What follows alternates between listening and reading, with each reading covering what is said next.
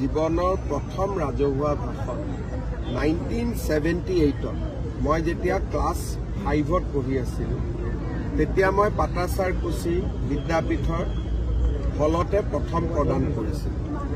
গতিকে এটা মোৰ জীৱনৰ কাৰণে এটা ইম্পৰ্টেণ্ট ঘটনা আছিলে। তাৰ পিছতে ঠিক তেনেধৰণেই ক্লাছ 5তে মই অসম আন্দোলনৰ লগত জড়িত হৈ পৰিছিলোঁ।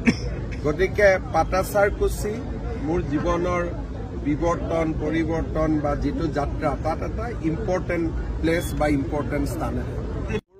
জীৱনৰ প্ৰথম ৰাজহুৱা ভাষণ 1978 মই যেতিয়া ক্লাছ 5 পঢ়ি আছিলোঁ তেতিয়া মই পাটাচাৰকুছি বিদ্যাপীঠৰ হলতে প্ৰথম প্ৰদান কৰিছিলোঁ।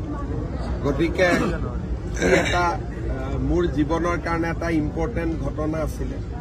তাৰ পিছতে ঠিক তেনেধৰণেই ক্লাছ 5তে মই অসম আন্দোলনৰ লগত জড়িত হৈ পৰিছিলোঁ। গতিকে পাটাচাৰকুছি মোৰ জীৱনৰ পৰিৱৰ্তন বা যিটো যাত্ৰা তাত এটা ইম্পৰ্টেণ্ট প্লেচ বা ইম্পৰ্টেণ্ট স্থান আছে।